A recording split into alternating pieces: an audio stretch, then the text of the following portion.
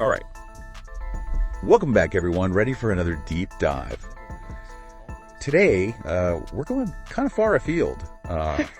Yeah, we're headed all the way to South Africa to explore this really fascinating world, actually, of these things called SPAZA shops. SPAZA shop? Yeah, have you ever heard of a SPAZA shop? I can't say that I have. Okay, so picture this, right? They're these small little, convenience stores. Kind of like a bodega in New York or just, your local corner store tucked away in neighborhoods and communities. Got it. But what makes these SPAZA shops so interesting is how they kind of expose these big economic issues, Oh. And the source material that we're looking at today is a YouTube video. Okay.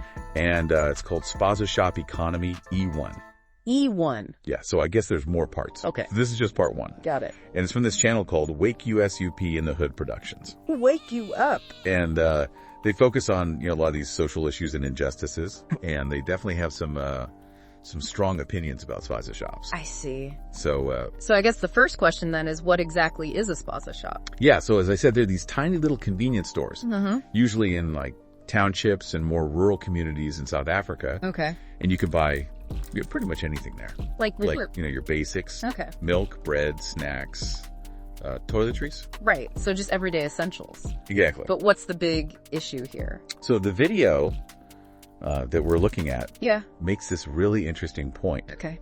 It says that a lot of these SPAZA shops are owned by people who aren't South African. Really? Yeah, they're often run by people from Ethiopia, Somalia, Pakistan. And, by itself, this wouldn't really be an issue, right? It's just a business. But the problem is where all the profits are going. Ah, I see. Right? Because the video says that the SPAZA shop industry in Africa is worth something like 15 billion. 15 billion? Yeah. Billion with a B. Wow. And so that money's not staying local. Exactly. That's the whole issue. Yeah. So even though they're providing a service, all those profits are just bypassing the people who live there. Exactly. It's like this leaky bucket. Where all the money is just constantly flowing out of these communities. Right. And that's where the video's big idea comes in. Okay. They propose this idea of community-owned SPAZA shops. Oh, interesting. Right. So instead of having these outside owners, they say, why not have the community own and run the shops themselves? I mean, it makes sense. Yeah. Keep the money local. Exactly. Plug that leak in the bucket. Yeah. And the video even outlines all these potential benefits. Like what? Well, for one thing, all the profits would stay right there in the community. Yeah. They could be used to create jobs. Oh, wow. Or maybe they could offer microloans to aspiring entrepreneurs in the community. Oh, that's a good idea. Or even invest in, things like community gardens. Okay. Or even health initiatives. There's a lot of possibilities. It's like a ripple effect, right? Yeah. But I do wonder about the challenges. Oh, yeah, of course. Because running a business, any business, isn't easy. Right. So how would these community-owned shops actually compete? That's a good point. What about managing inventory or keeping prices low? Yeah, and making sure the shop is actually run well. Right, exactly. And honestly, that's something that the video does acknowledge. They talk about some of those hurdles. Like what? Well, for example, they say that there could be a lot of competition. Yeah, that makes sense. From already established SPAZA shop networks. Right, that are already there. And that could lead to, price wars. Yeah, I'd say that. Which could hurt everyone in the long run. Right. And they also talk about the challenge of, what? Actually getting the money together capital to get these businesses off the ground. Right. So it's not just about, a simple fix. Yeah, it takes a lot of planning.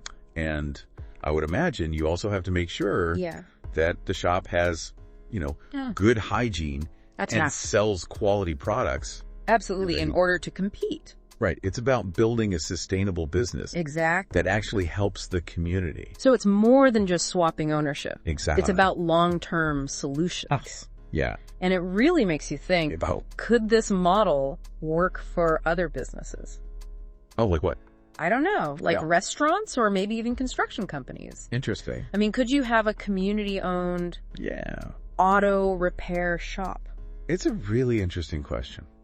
And it kind of gets to the heart of, economic empowerment, right? How can we make sure that local businesses actually help the people they're supposed to be serving? That's a great question. And it's amazing to me. What? How these tiny little SPAZA shops open up all these big questions. Absolutely. About economics and communities and business models. It really is fascinating. It really is. Makes you think about what? Your own spending habits. Oh, yeah. Like, am I supporting my local businesses? Yeah. Am I contributing to the community? It's something to think about. It is. For sure. So thank you for joining us on this deep dive into the world of SPAZA shops. It was a good one. It was. I learned a lot. Me too. And we hope it gave you a lot to think about. Definitely. And maybe even inspired you to support your own local businesses a little bit more. For sure. All right. Until next time. See you then. Bye. Bye.